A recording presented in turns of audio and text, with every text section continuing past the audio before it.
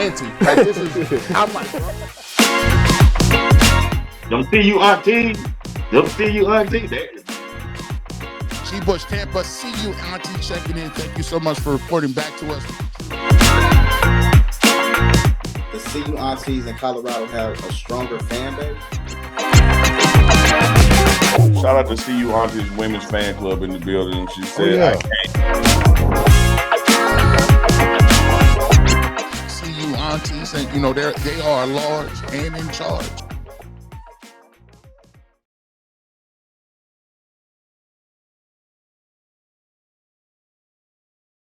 Good morning, ladies. Welcome to our first PassTPrime discussion with the CU Aunties. Glad to have you here. To get started, I want to just have you all introduce yourselves and tell me your introduction to the Sanders boys.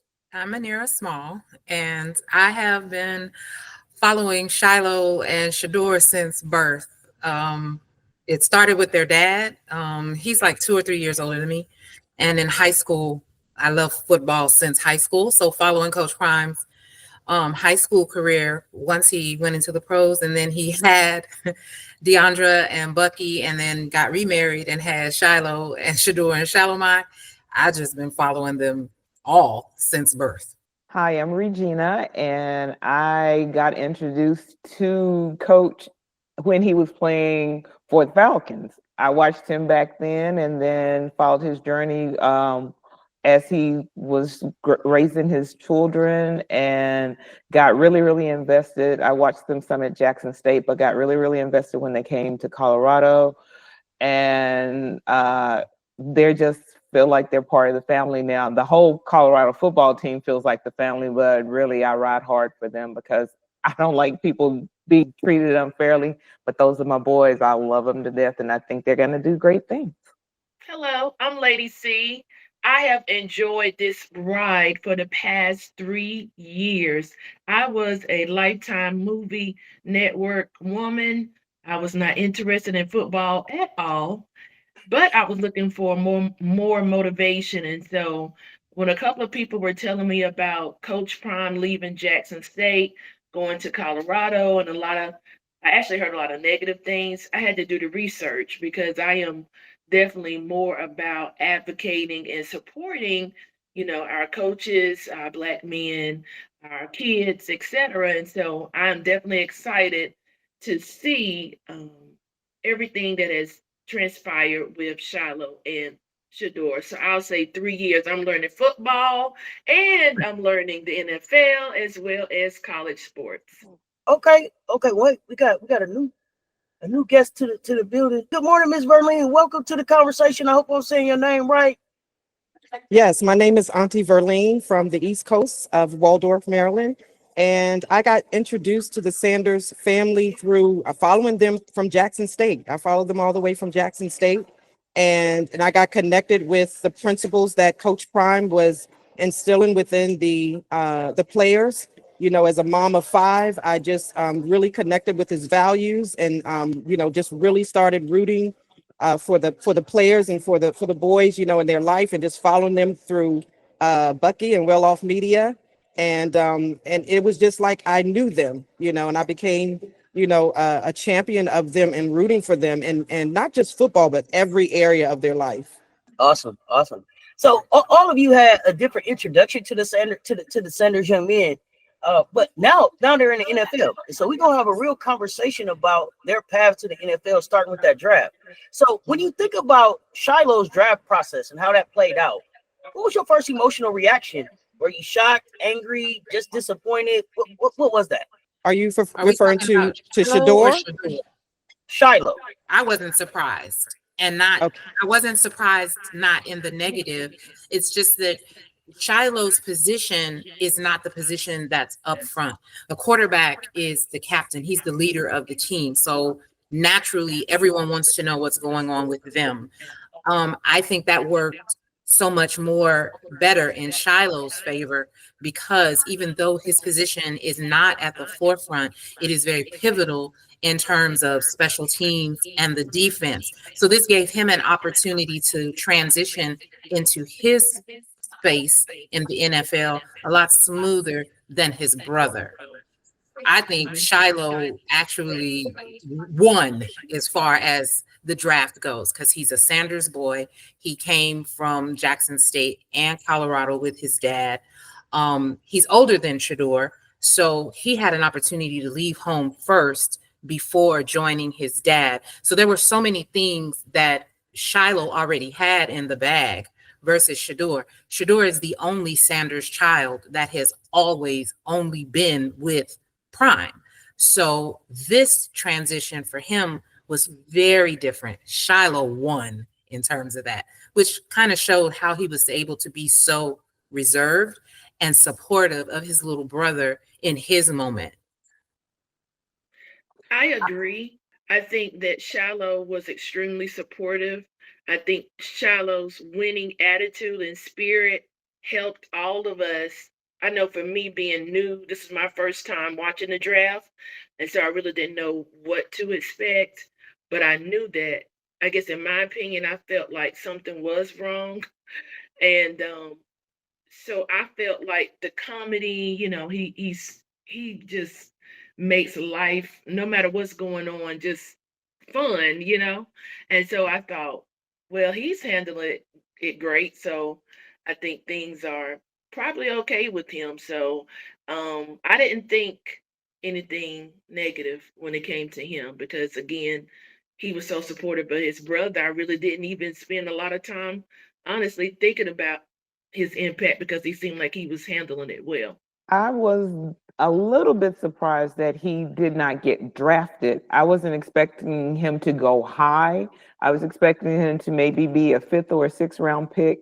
But after his younger brother did not go within the first 2 or 3 rounds, I didn't think he was going to get picked. But then also, Charlo is a very resilient type of individual.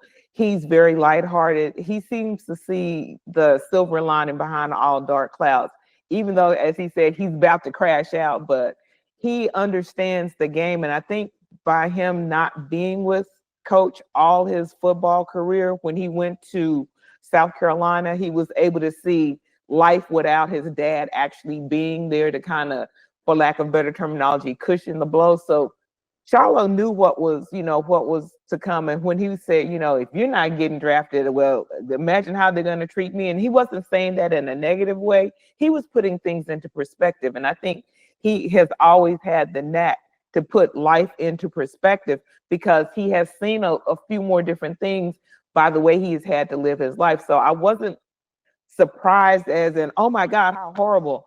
I was a little bit disappointed, but I knew with him having the opportunity, all he needed was the opportunity, and he's beginning to capitalize on that. So I'm very, very proud of him. I too, just in agreement that as far as what was stated about the resilience of Shiloh, just even how he handled his injury and coming back, and just the first game that he returned back, he was coming back from an injury and received all of the negative feedback because of the game, that he had returning from an injury. But the principles that have been instilled into the Sanders boys, it doesn't surprise me the way they handle things with such character and resilience.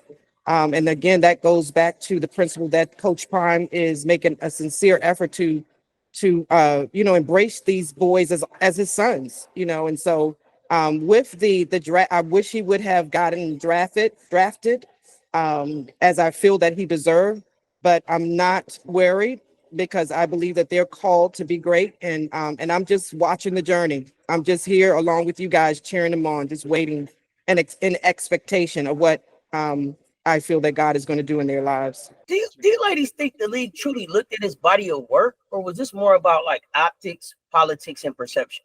I personally don't think they looked at either one of their bodies of work, because if you look at the track record, those boys can play ball. Let's be real.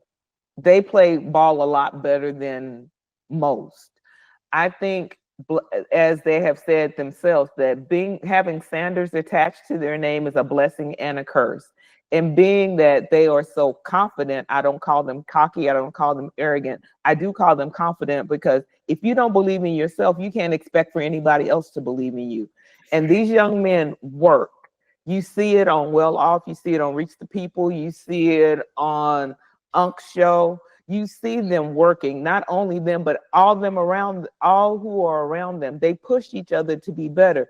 So I think if they would have really like taken the Sanders name off, and if they would have been Bubba Joe Smith, everybody would have been clamoring for them because of their work ethic and how they play the game. Shiloh is a hard hitter. Shiloh will knock your block off. That is the reason why he is Headache Gang CEO. The boy can play. He just needs the opportunity. I've seen some of his highlights from the Buccaneers camp. That boy is serious business. Given the opportunity, he can't help but be successful.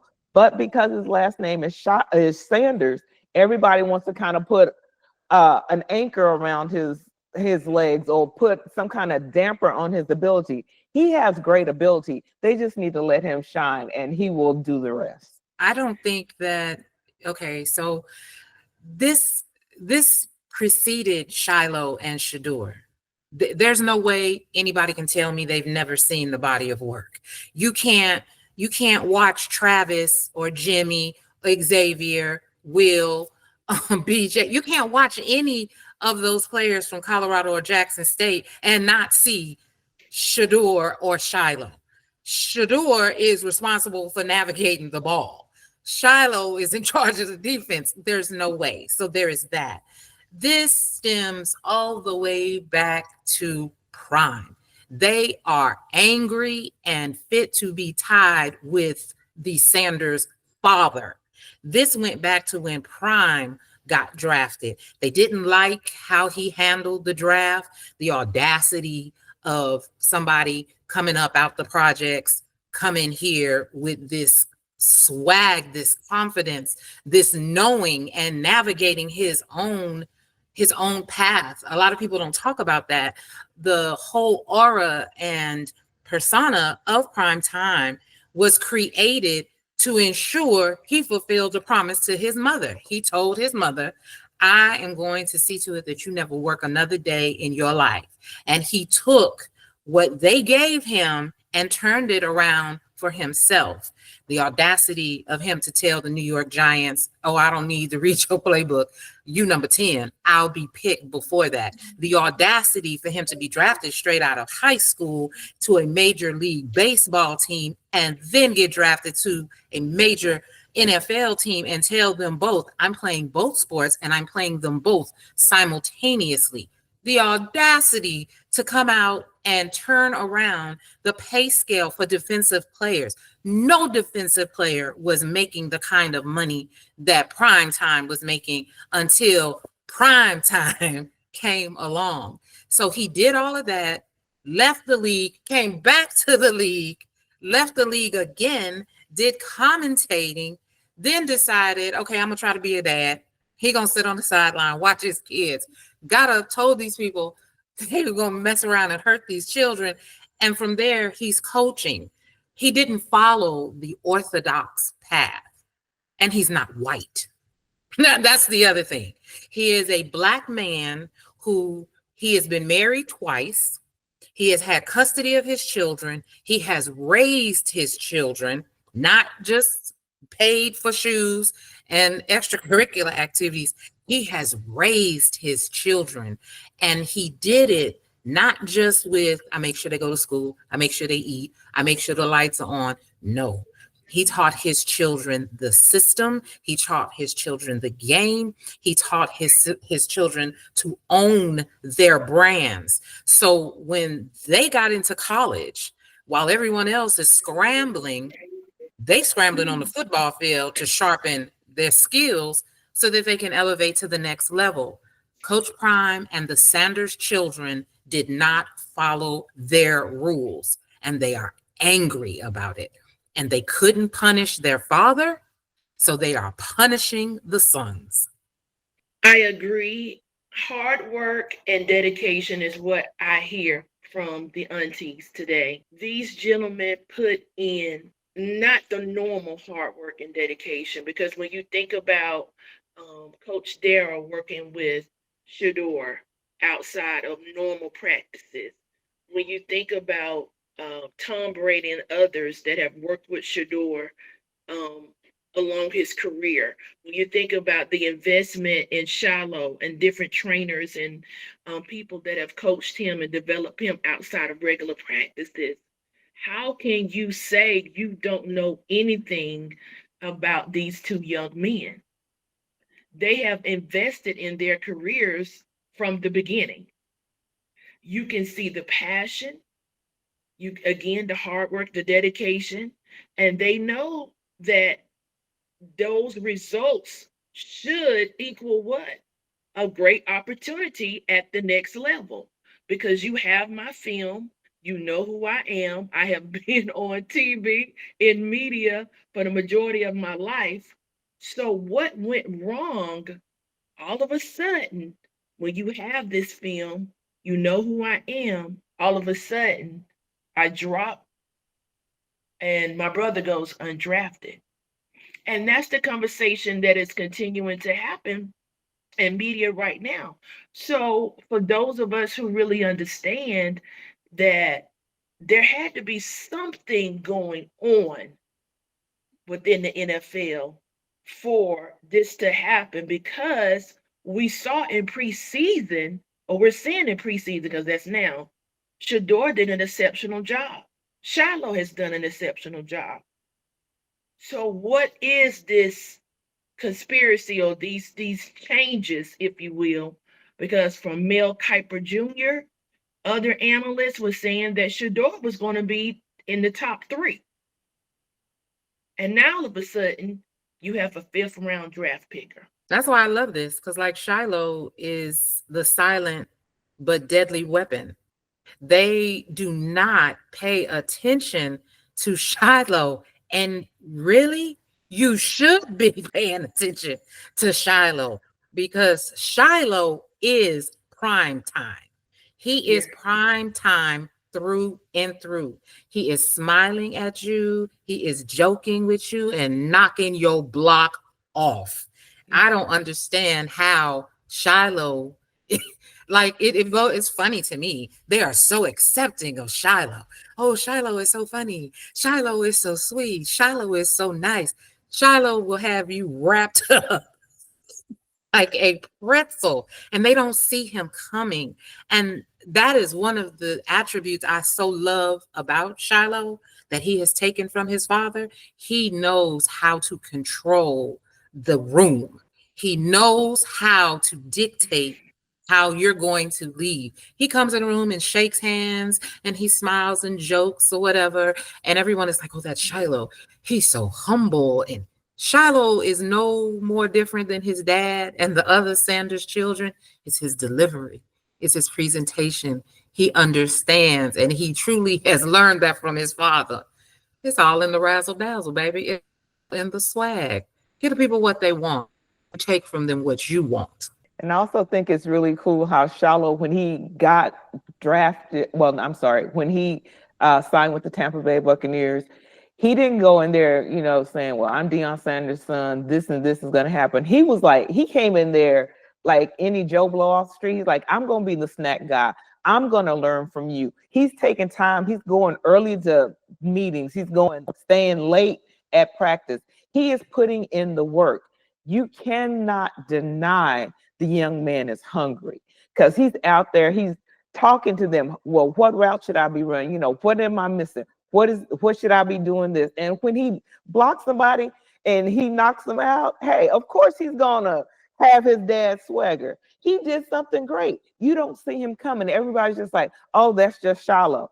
Like you said, keep watching and you're gonna see, yeah, that is Shiloh. Shiloh will get you before you even know it. And all of a sudden you laid out and you thinking, oh, that was Shiloh. He's got talent. He's got a lot of talent, but you don't expect it. And that's the worst thing you can do, is to expect the unexpected, and that's what you get with Shiloh. Shiloh has another level of perseverance and strength that I have not seen in a young man in their 20s. Me being the age, I'm not going to say that I am. I wish when I was in my 20s in corporate America that I had that level of perseverance. Also, even listening to Shador, I mean, some of us thought it was awful. Some of us were mad.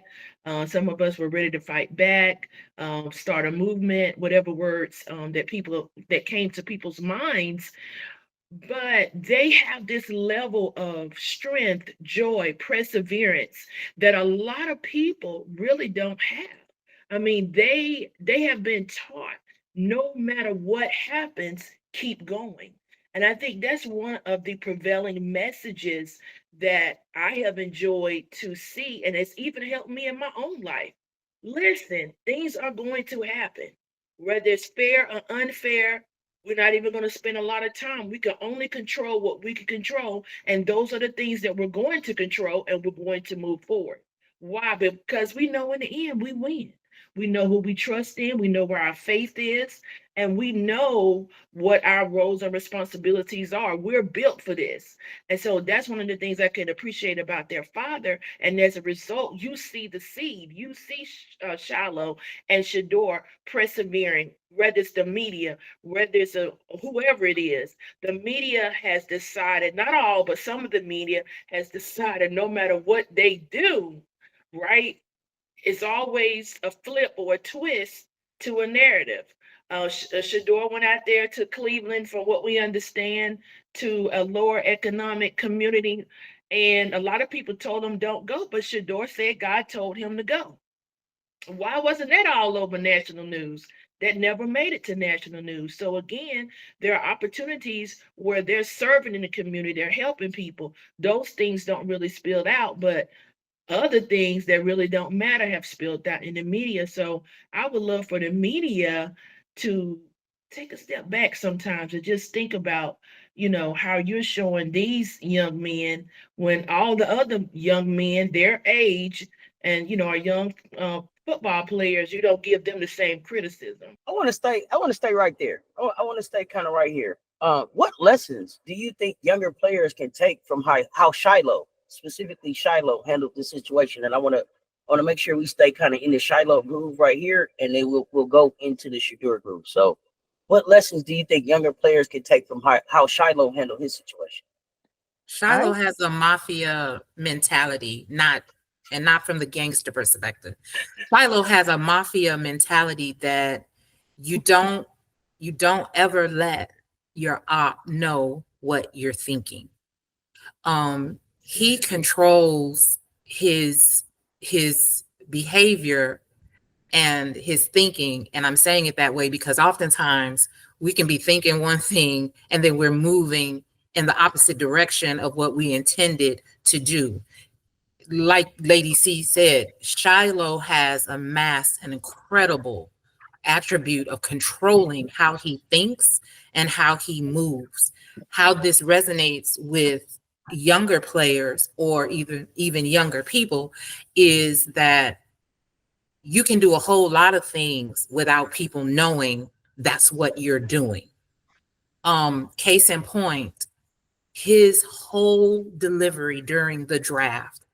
I cannot imagine being the older brother standing right next to my baby brother, having to watch this. And I know it's nothing I can do. It's nothing my other brother or my sisters could do. My dad can't even do anything. And even in that moment, Shiloh is sharp enough to know, okay, well, we just gonna tell jokes. We just gonna tell jokes. We never give people more power over us than we have over ourselves. This is our moment and we will control it. And I cannot let my brother for a moment ever question why we are here. This is why we are going to be here. I got to follow up with you right here. I'm sorry. I got to jump in. I want you two to answer too, but I want to stay right here because I feel like the goal, and we're going to dig into it. I felt like the goal with the way that it was handled was that they thought that they were going to get two birds with one stone. Mm-hmm, mm-hmm, okay. Mm-hmm. And so what I felt like they thought was like, oh, we're going to watch them both crumble. We're going to get to see them both crumble. They had their popcorn out to watch two crumble. And what you saw was two raise up. You saw two raise up. How how did that make you feel as CU Aunties to see that? Because the absolute goal was we're gonna get 2 birds with 1 stone for 3 days in a row, and we're gonna make it the most entertaining thing. And so to see them be able to flip that, how did that make you all feel as aunties? It was I the was most extremely cringe. upset. Yes. Oh my God. I was Yes. extremely upset. You got to Yes. think about me. This is my first draft, and I've had a lot of people tell me what to expect. I literally had to change my life that Saturday. I had plans and I had to stop because everybody told me that, oh no, at least by Friday, you're going to see something. And when we didn't see it, I thought, oh my God, like what is going on? So everybody that knew the things that were going on, they were like, oh no, Sharice's not coming. She's got to see, what's going on in this draft. I was extremely upset. I was calling everybody that I knew, anything about football, like what is the expectation, what is going on, what am I missing, etc. And everybody that I knew was so shocked of what was happening in that moment. Like to your point, when your parents can't help you, your siblings can't help you, that is a crushing, right? In my opinion, that's a crushing for most people. Maybe some people don't feel that way, but for me, that would have been a crushing. So that was mine. I think that when all that happened during the draft, I was borderline a basket case because I was so upset that they would treat these young men like that. They have done nothing to the powers that be NFL. I'm talking to you. They have done nothing to you. You tried so hard, and like the auntie said, because they don't have the complexion for the protection, you feel like you're going to be able to do them like you do them. And they're like, no, okay, that's fine. Yes, we did throw this party, but we didn't get drafted the first day. That's all well, fine, good. Come on, everybody eat cake. Okay, let's still have a party because we're still grateful. They wanted to watch them wallow in the ground, beat the ground. Oh, Lord, please let something happen, please. And they didn't do that. They were not expecting these young men to say, that's cool. It's going to be all right. To hold this young man down to the fifth round, and like Lady Sharice said, Charlo is like, I got you, brother. I'm here for you. I mean, Charlo really like put the weight of the world on his shoulders during that draft process because he totally took himself out of the picture, and they weren't expecting that. They were expecting for them to all huddle together and let's get some crying towels, and start kicking over furniture and all like that. No. It's not going to happen like that because they knew better. They knew that this was not an attack on their talent. This was an attack on their person.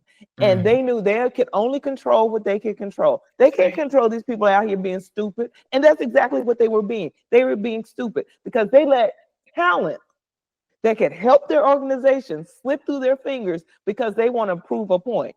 The point's going to be proven on the field. When these young men get out there and show what they can do, you're going to have a lot of people crying in their towels because they were stupid. They didn't have the sense enough, or they didn't have the bravery enough to say, we can't hold them down for how they think. Look at how many other young men that were in the draft did exactly what they said that they were going against Shiloh and Shador for doing. They weren't the only people that had big chains on. They weren't the only people that were popping their collars. They weren't the only people that were dancing and juking and stuff. Yes. Okay, why is there a double standard? Let's look at it for what it is. Let's look at it for the talent's sake. Now, if they were sorry, let's throw our hands up and say, no, we're not going to draft them because they can't throw a ball. We're not going to draft them because he didn't win. He won the Johnny Unitas Golden Arm Award. But he's sorry. Shiloh's been named player of the week. He had the most tackles of that first season that they were at Colorado. But he can't play. The boy, when he got his arm broken in the game, he's like, wrap it up tight. Let me get back out there. Everybody else would look for an opportunity to go sit on the bench, but they aren't built like that. They're built different, and they're built different for a reason. So other young people can see you can only control what you can control. But when you are in the driver's seat, make sure you steer that car the way you want it to go. Don't listen to the person in the passenger seat. If you're behind the wheel, you take control of what's going on. And that's what they did. And that's why they're going to be successful. You know what, Seth? Because I am a psych nurse. So I have to tell you, when I was watching it, my first thing, based on what you just asked us, was, my God, please, please, please, please, please, don't let this be another downward spiral for all of the little Black boys who are watching this. And then my concern switched to the mental capacity of Shiloh, one, because like Regina said, he was carrying the burden of the Sanders family that entire weekend. That is a lot. Our bodies will respond to the adrenaline and the fight or flight. But then once the adrenaline comes down and you begin to think about the situation, my concern was, how is this baby going to process and unpack all of this that he is holding? And then there was his brother and his dad. It was a lot. It was very hard to watch.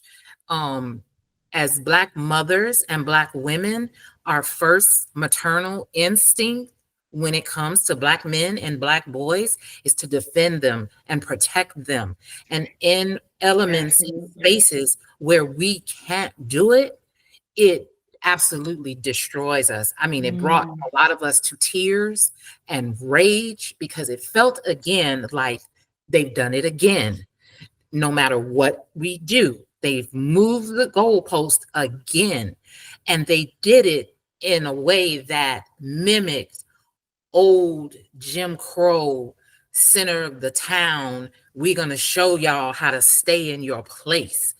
And that is how a lot of Black people in the Black community responded to it.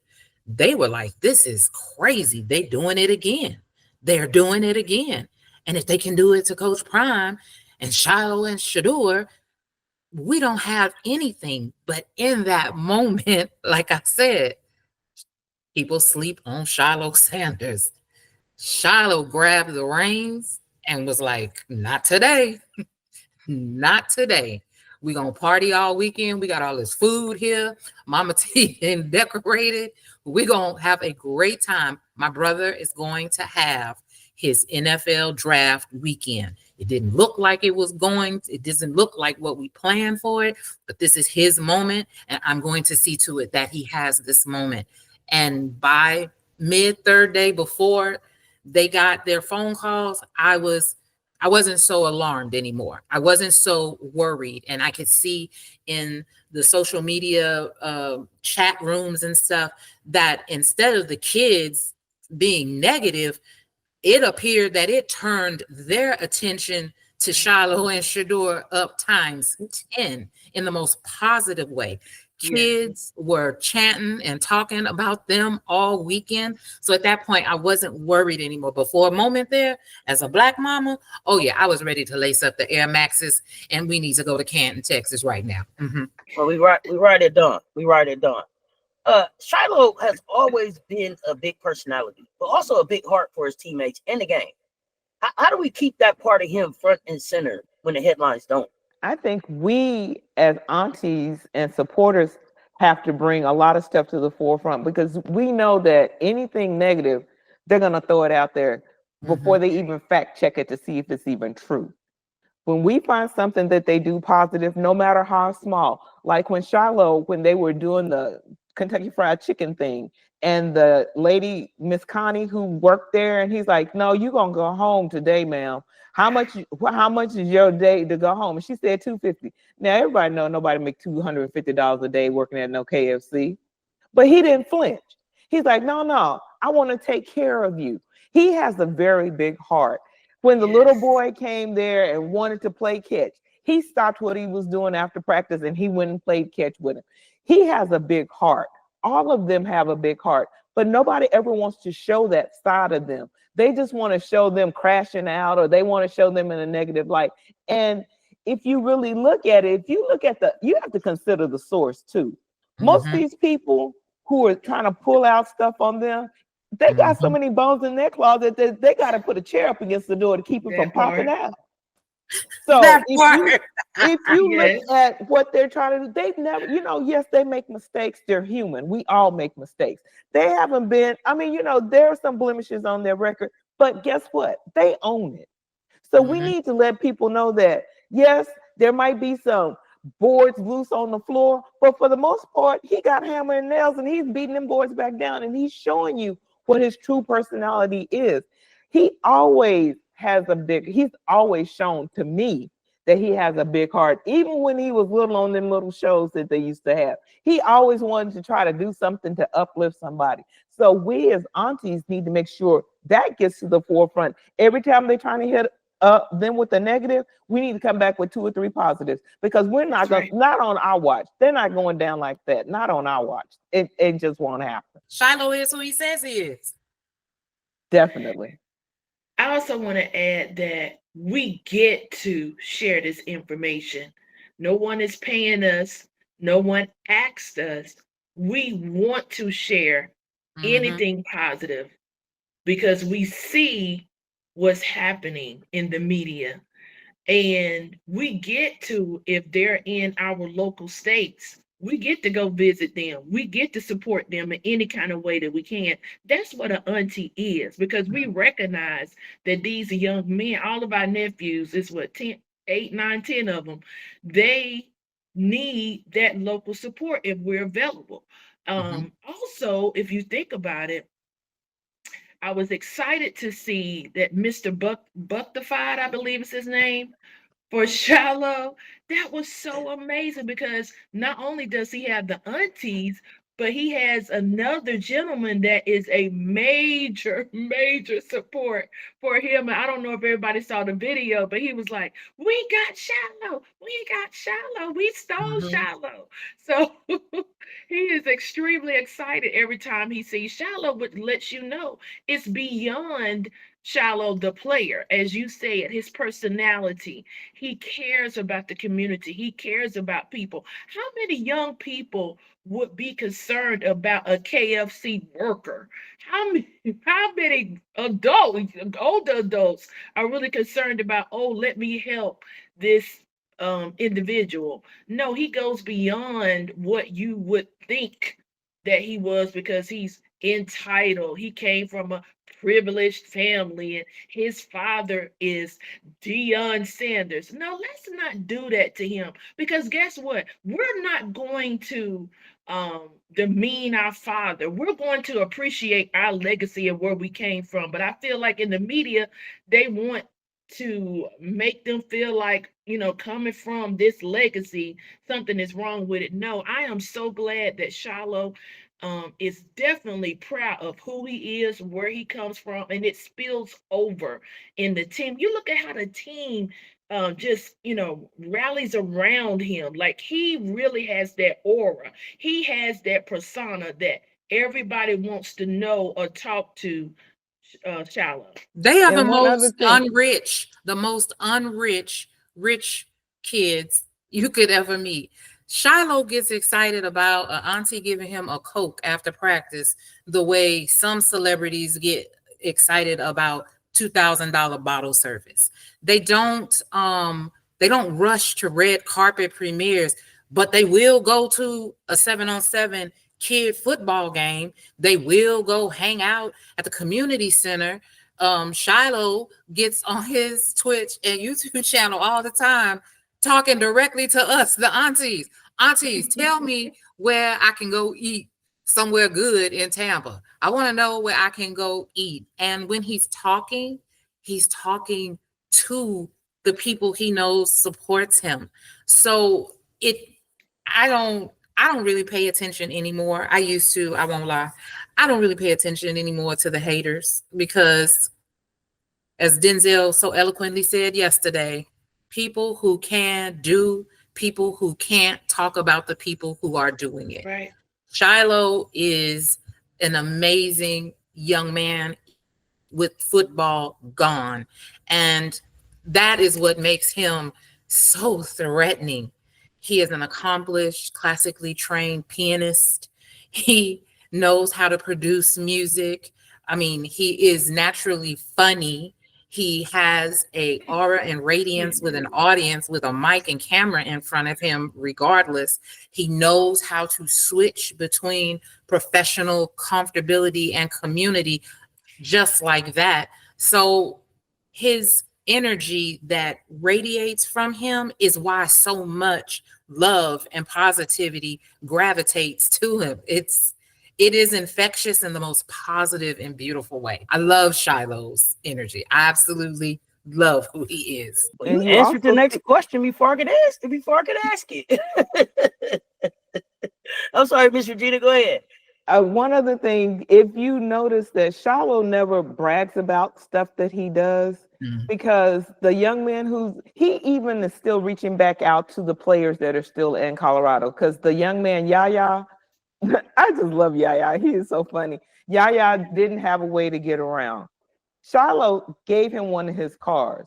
He didn't like get on screen and say, yeah, here's the keys to the car, whatever. We wouldn't have never found out about it if Darius wouldn't have said something about it. Yaya didn't say nothing. Shiloh didn't say nothing, but he saw the young man had a need.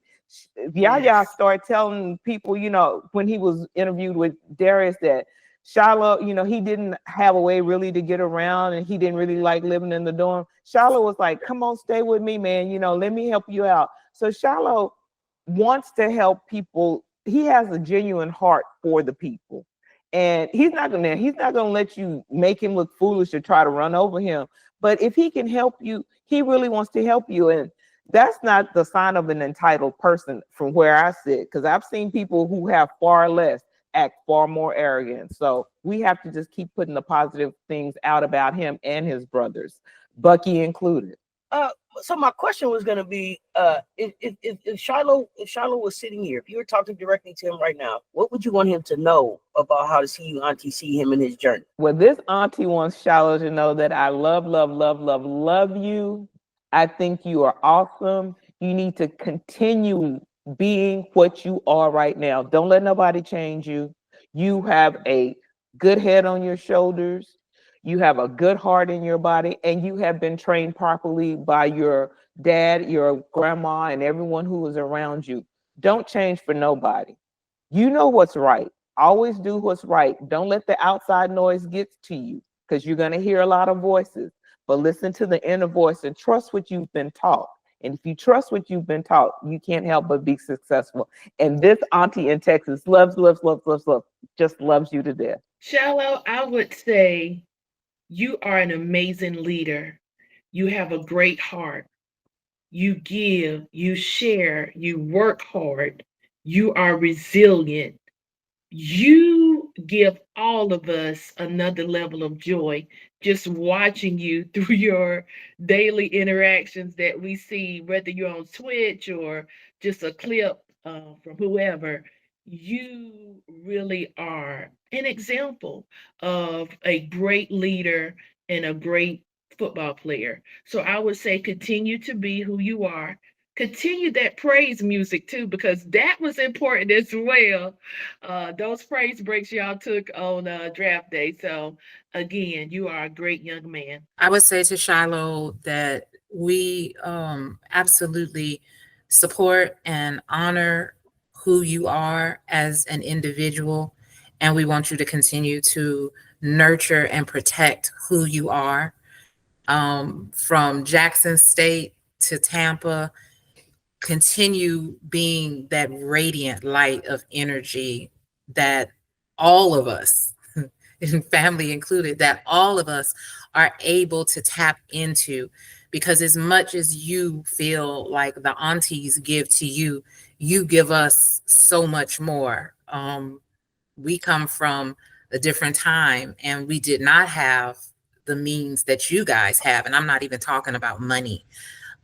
There is so much access to elevation now that you guys don't have to go through the struggles.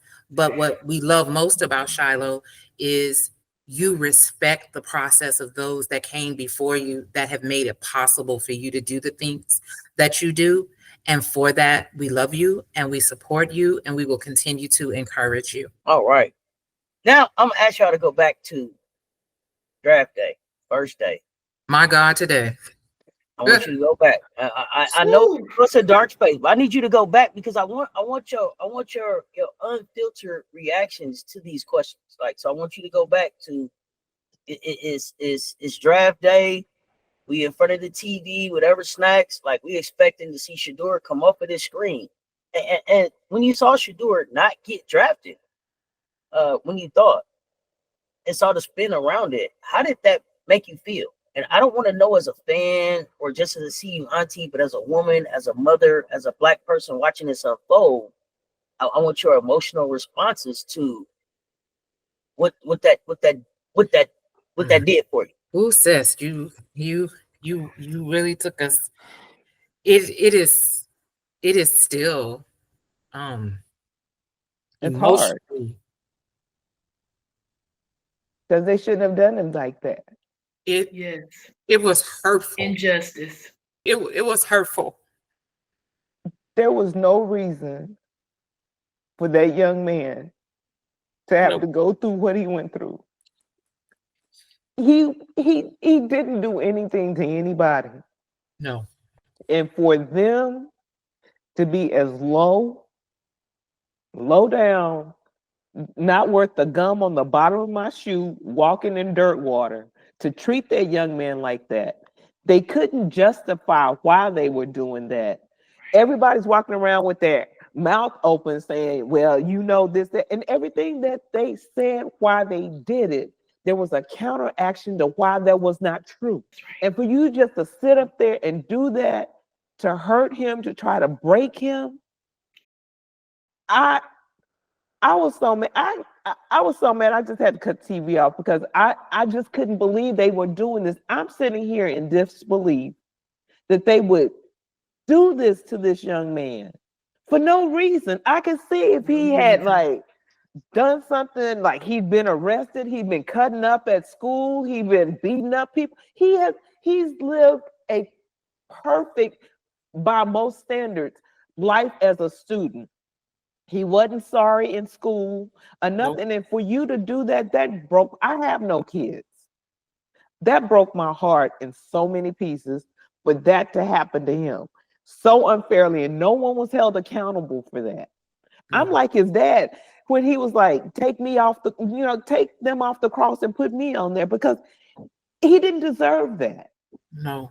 Anybody else, if that would have happened to anybody else, right. Oh, it would have been like, light the torches, let's burn the building down. No, but because it happened to him, they thought it was funny. Oh, well, that's what he gets for being arrogant. But he wasn't. He wasn't. I can't. I'm old. I don't know if I'll ever get over that. No. Because no, that's not my child. No. I'm not blood related to him, but that was wrong. We don't have to be related. It would be the same if one of you ladies right now, something happened to you. The humanity of it was cruel. It was. So besides just the not getting drafted, I'm sorry. Besides just the not getting drafted, we also had the prank. Oh, that now see that little boy should have been taken behind the woodshed, because that was stupid. His daddy should have been held more accountable, because how I would say you leave that number up and out on somewhere where you can get it, especially when it's a brand new phone. They got it especially for draft, and all of a sudden this young man, he walking by and he just saw Shador was the only number that was up. I'm sure they were looking at other players besides Shador, and then for them to say, okay, let's prank him, and the Sanders handled it a lot better than I would have handled. They handled it a whole lot better than I would have handled. That was against the law. There is HIPAA and PII against the law. You took someone's personal information and used it, and you did it in a public fashion. And if it would have been reversed, not only would Shador not be playing in the league, they would be trying to sue him, his daddy, pressing charges. Everything.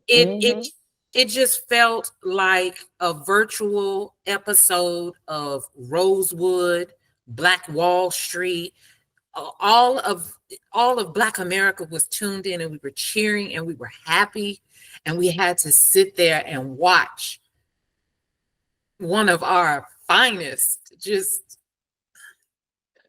I hate talking about it. You know, when people come online and they start talking, I scroll because I don't have the emotional fortitude to participate in the conversation without losing control, because there is nothing anyone can say to me that will substantiate the cruel, unprofessional, and just wrong manner in which they did Shador. And for them to say that was just kids being kids, oh, y'all can take that and run down the street with it, because that was not kids being kids. No. That boy was 20-something years old, and he knew what he was doing. They thought it was funny, but if, like she said, if they would have turned it and put the shoe on the other foot, oh, we would still be hearing about something needs to be done. They got that little slap on the wrist. Nobody lost their job. Nobody got kicked out of school. And the money that they had to pay, I'm sure, was pocket change compared to what they get. It wasn't fair. But because it was done to a Black player, done to a Black player who they were trying to knock down some notches, oh, it's all good and fine. Well, at least we did something, but you didn't do enough. It shouldn't have never happened. No. It shouldn't have never happened. No. And the idea we were in that moment with them, and there was nothing that any of us could do. We're just all stuck. We just sat there, and as someone with children, yes, I was mad when I saw Shador's response to the weekend. I was crushed when Prime said, "Take me." Yes, Lord. Whew. As a parent, and think about Shador's resilience, though. Every time I thought about it, you can't help but think about the things you've gone through in your own life. It's like they did that to him, but he kept going. He dropped in the draft, but he kept going. He went to the Browns, on the 4th on the depth chart or whatever, but he keeps going. He did great in the preseason, yet he was criticized for all the different things, but he keeps going. And it's like, what else do you guys want from me? You know, it's like you put me on a cross, right? Constantly. And all I'm doing is being a normal person, taking the opportunity, and I want to win for this franchise. That's all I want. Yet I am being critiqued on any and everything that you create and make up. You really haven't found any truth to any of these false narratives, false stories. Yet I smile through and keep going. What I really want to get to the root of this. This is what concerns me. What is the real issue here? Baby, I'm not asking no more, because I already know what the real issue is. Again, he is Black. He is educated. He is rich. He is confident, and he is comfortable in his own skin. I'm not going to ask somebody for something they don't have the right to give me. And I'm clearly not going to teach my children or any of the other young people in our community to do the same. At this point, like I said, I don't care what the haters have to say. And Shador Sanders is saving a lot of people with his grace. He truly is, because we know in our community, no, you got to pay your fare. You gonna get your stripes because of what you did. But this young man has shown us with his emotional intelligence, because TT, God is still working on hers. I can't readily say that I would have walked out of that situation and got on a plane and went to Cleveland and been able to show up to practice and do what's being asked of me to do, and not have some itty bitty crumb of bitter kryptonite on me from that. But I understand that sometimes God does do certain things, not because we necessarily did something wrong, but because we did something so right. And it is hard to wait for his time to take place because we want what we want right now.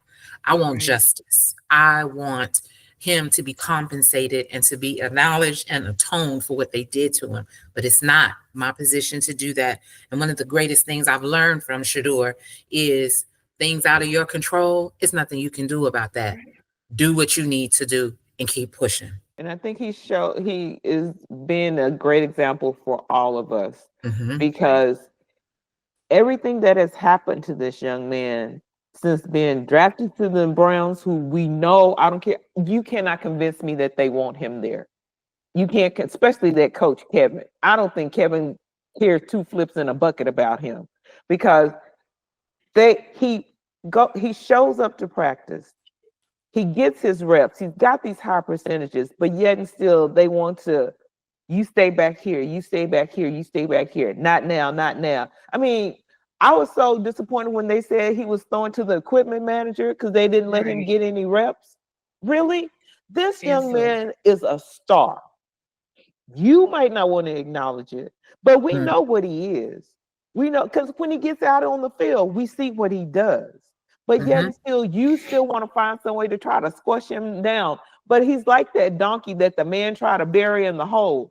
He threw dirt on him, and the donkey shook the dirt off and stepped on it. And finally, the donkey shook off enough dirt to where he walked out on flat land. Shador will rise from this. He will become a better person from this. And everybody who's sitting there trying to find a way to knock him down, they're going to be the ones knocking at his door, asking for some help. And guess what? He gonna help them.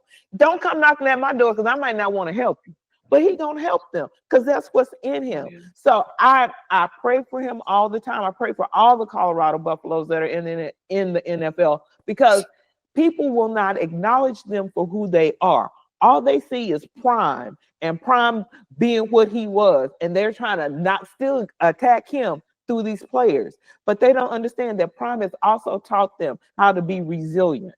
And all of them are holding themselves to a higher standard than any of these people who are talking about them ever would hold themselves to.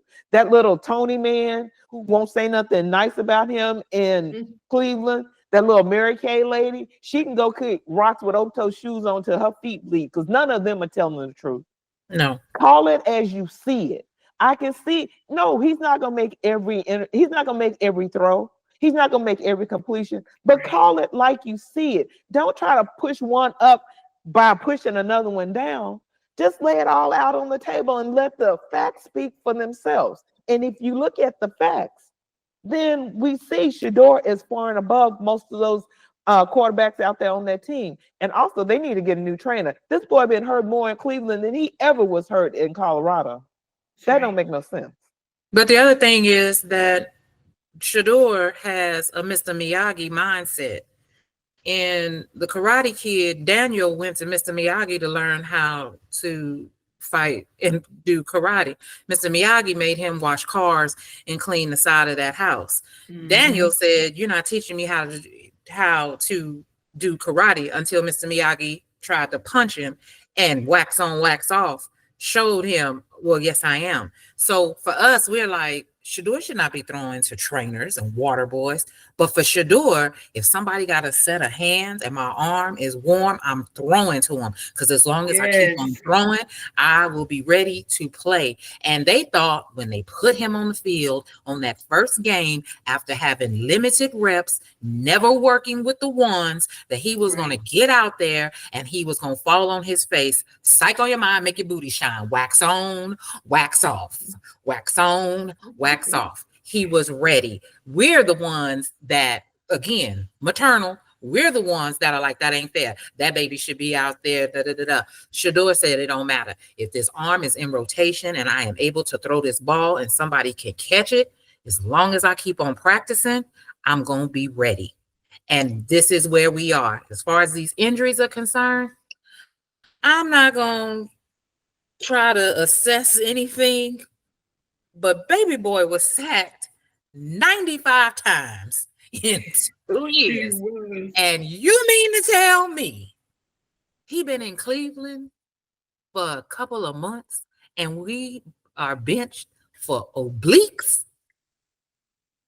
Okay, y'all, I ain't gonna hold you. All right, if that's what y'all say, okay. And the fact that Shador is calm, I was like, I'm gonna just mind the business that pays me, because just maybe, you know what? Never mind. It's none of my business. It is what it is. If that baby say his obliques hurt and he can't play, then that's what it is. But 95 sacks in 2 years, and Prime had to walk on the field. Y'all remember that game? Prime had to walk on the field and tell Shador, that's right.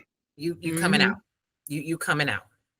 An oblique injury, a sore arm And injury. he played with a crack back. Okay, I got it. I guess if y'all, yeah, I guess we're not gonna say nothing, because as soon as they announce something about Shador, I run my hind parts over the Bucky page and over the Coach Prime page. I need validation from a credible source. They not saying nothing. Oh, okay, then I don't need to be worried about nothing. It's okay. If that's what Cleveland say, we ain't gonna hold y'all. Do y'all think the way the media frames Shador, cocky, unfocused, distraction prone, would look different if he were a white quarterback with the same resume and stats? You mean like Arch Manning? Yep. That part is a good one. That part. Again, the bottom line is this: Shiloh is prime time. Shador is Deion Sanders. Yes. He is reserved. He says what he means. He means what he says. He does, and he moves to his own beat. I mean, even if you look at him amongst the other Sanders children, Shador is the second to the youngest, but Shador is really the baby of the family. Everybody takes care of Shador. He's always been shy. He's kind of coming to his own. But that's who his dad really is. We demand prime time, but Coach Prime is really Deion Sanders, and he's always said that. I'm very quiet. I'm very reserved. I don't really, Shador says what needs to be said when it needs to be said, and it's disturbing to people because they're not accustomed to that. They are accustomed to young Black men in his position. Oh, I'm glad I'm gonna be able to pull my family out the ghetto. We so grateful for all this money y'all giving us. That's not how Shador comes to you. He looks you in your face. He's not dragging his feet. His shoulders are not slumped in. He gives gratitude and honor and loyalty where it is earned, not just because you told him he has to do that. And if he has an issue with something, he addresses it. And the audacity of this 23-year-old to come and talk to this 60, 70-year-old man about what he said. But it was only an audacious moment because of what? He's Black. Because Johnny Manziel cussed, did all kinds of lewd stuff. Baker Mayfield grabbing his junk on national TV, cussing and carrying on. I mean, we could go on. Folks with their illegal infractions. Shador gets a ticket, but never mind these sexual assaults, domestic violence, drunk battery, and all these other things. The rules always change when it pertains to us. The goalpost is always moved when it comes to us. And when they can't explain something, then they make up stuff.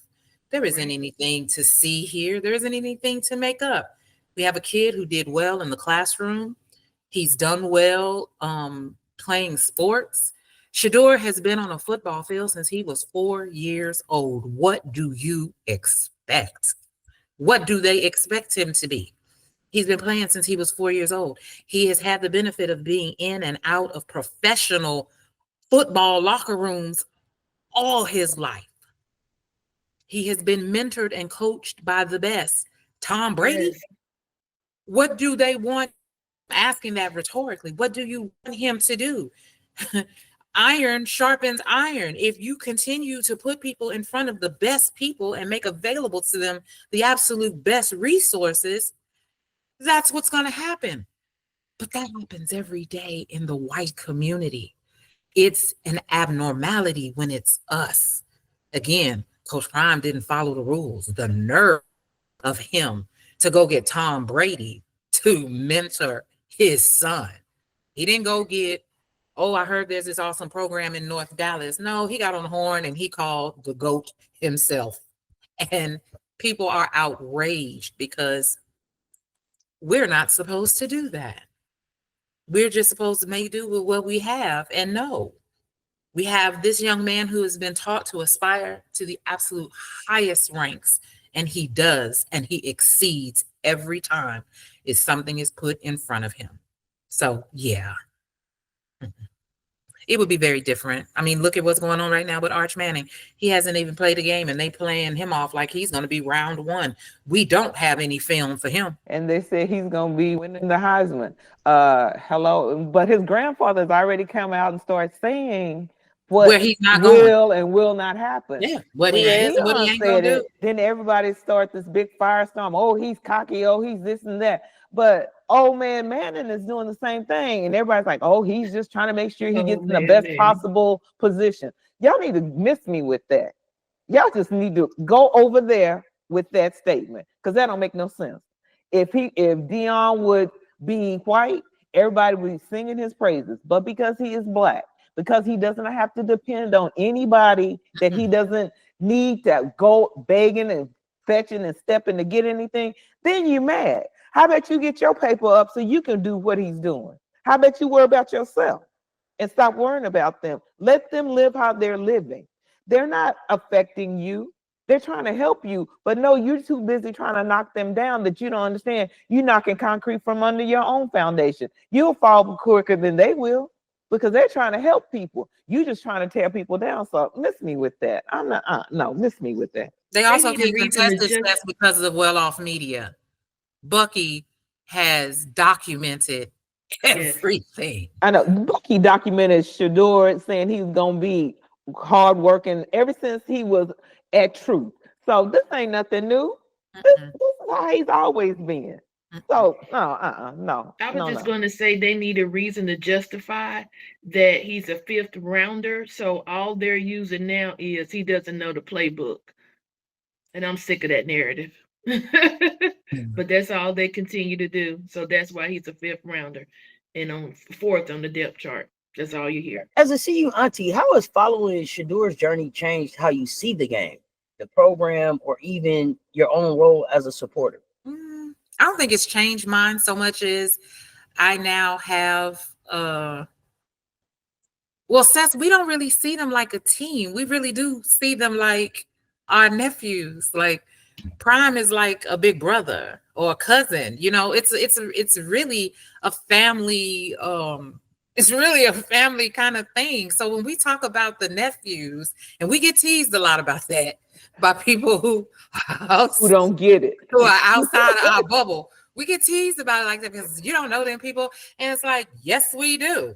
I mean, I will get up and fly to Boulder like I'm going to Memphis to see one of my blood relatives. Matter of fact, I just got back from Boulder yesterday to go do the meet the Buffs, because once you must go, you've been there. If you have an opportunity to just go to that locker room or go and talk to one of them, there is nothing more rewarding. Yesterday, I'm there, and other people who see me, they spoke to me, but to have one of the nephews walk up to you with their arms open, saying, "Hey, Auntie Manera, I'm glad you were able to make it."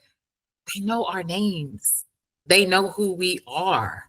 And they constantly acknowledge how much the support means to them. So it doesn't feel like we're in a fan club watching football players. It really does feel like a bunch of aunties checking on the nephews. And we're going to go watch them play their game, girl. And we don't care what other people say. It hasn't changed the game. It has made me tune in. I hadn't watched a professional football game since Dion played or Randy Moss played. I had never really had a professional team except for when their father was playing, because all of the football players now, they sissy la candy boys who just play for endorsements and bonuses and stuff.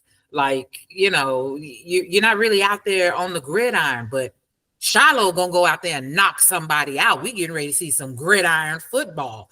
Shador is definitely playing like a real quarterback, but I mean, golly, you've only been trained by Tom Brady. So what there's that. So I buy the merch. I'm decorating my house with Colorado Buffalo stuff. My wallet is in a chokehold. My wallet is in a chokehold right now because not just Shiloh and Shador, we got 7 other ones that are playing, and I gotta buy merchandise and go to their games too. And I don't think twice about it. When people say, "You can't do that," mind your manners and your business. This is family business you're talking about. And if somebody come online and get disrespectful, oh Lord, that part. We got time today. We That got part. plenty of time today. Follow us on Twitter, right? On X. You really don't want to wake that up. Say something disrespectful. Even on Instagram. Because I know TikTok over there. Oh yeah, I got time and I got all the smoke. Please say something about anybody. Say something about the baby buffs and the NFL buffs. Please and thank you. Say something. We ready. As we get ready to wrap this up, same question. If you were speaking to Shador right now, if you had a chance to speak to him directly, what is it that you would say to him? Keep being you. Don't listen to the outside noise. You are destined for greatness. There is a calling on your life, not only in football, but you are being a wonderful example, not only to little boys and girls coming up, but to some of your aunties and uncles that are way older than you. Mm-hmm. The way you handle yourself is impeccable. Most people have not gone through the things unjustly that you're being put through, but you do it with a smile on your face. You do it with respect. I don't know what you do outside the cameras, but every time I see you on the camera, every time somebody says something about you, no matter, even Charleston White has to come back and eat his words because he knows that you can only throw dirt on a person for so long and it's not going to stick. You are a good example. Keep focused. Don't listen to the outside noise. Know that this auntie in Texas, we got you. You already somebody, but you're gonna be a Hall of Famer. You're gonna be great. I wish you get traded from them Browns who don't like you, but if you gotta be there, show up and show out like we know you will, and we love you. Shador, I'm gonna start with a thank you. Thank you for being you. Thank you for caring about the community, the youth. Thank you for being resilient. Thank you for being mature, as you're called, grown. Thank you for making decisions that many of us don't even know, but you endured and you won. And I am excited to be a part of your future endeavors, what I can see and how I can support you. You are a great young man. God is guiding you and leading you. You have a whole lot more supporters than you do haters. So continue to march forward. God got you, and we are here for you. I would say to Shador that we are proud of you beyond words and measure. And in every lifetime, there comes a special person that God chooses to change the way we do things, change the way that we think, and change the way that we move. And you are him. For whatever reason you were chosen, you are shifting the culture in a positive way. You are bringing people together. You definitely are filling the gaps in our community. It feels like a Saturday afternoon at grandma's house every time you are on the screen playing football, even when we do it vicariously through our live streams, our chat groups, our posts. You have reminded us of the greatness that humanity is, not was, is. And you do it with the grace and eloquence of someone 3 times your age. We want you to know that it's okay not to be in the box. If we were supposed to be the same, God would never have made us different. You are unique and special, and we love that about you. We support that, and we will continue to encourage it. And like Auntie Regina said, we're not real fond of Cleveland. As we have continued to tell you, we are not Cleveland Brown fans. We are Shador Sanders fans. And as long as our nephew is there, we will be as loud and as excited as the level of disrespect you continue to throw his way, because God said, not y'all. We love you, and we are going to continue to support you, whether you on that bench or not. Thank you, ladies, so much for this. I mean, just an insightful conversation. I enjoyed this first PassTPrime conversation. I'm gonna turn it back over to Miss K. Thank y'all so much. Thank Says you. you cannot come back on here again making us cry. Exactly. Because baby, you said we get ready to get deep, and you went to that draft. I just want to thank you guys, because this, and I wish I could have a better setup for you guys and figure this out, but I'm working with what I got. You guys have embraced a lot of what women are thinking and feeling in our community. And I just want to thank you. And I'm gonna do my best to make this good. And I hope that you guys join us again. That's why I didn't want to say what it was, because we would have had different type of people on here. But I really expected you guys to say exactly how you feel, because I watched you. And I just want to say thank you. Apologizing. We've had this conversation. It is the quality over the quantity. Yes. So we don't need the pretty set. This is your Coca-Cola after practice. Child, you need to show the real and the raw. And that's what you're doing. We have a lot of questions. You guys don't know. I have 20 questions, and I just asked her. I didn't give her. I said, "Give me questions," and she came with townhouse questions. And because you guys answered, we couldn't even get to half of them. But maybe there'll be a part 2. I don't know. But thank you guys. I don't want to keep you so much. Thank you for the vision. Thank you guys. And we'll be chatting again. We have a lot of other people, a lot of other controversial. Well, whatever you need, Kay, we let are us here. know. Thank you. We're here. Thank you so much. Love you guys. You guys be safe. Love you guys too. Score right now, Browns are losing. Yes. And Gabriel threw an interception. Yes. So catch up. I got it on too. So see you guys. Let me later. go live on my stream and talk my mess. See y'all later. Bye, y'all. Bye-bye. Bye-bye. I love you.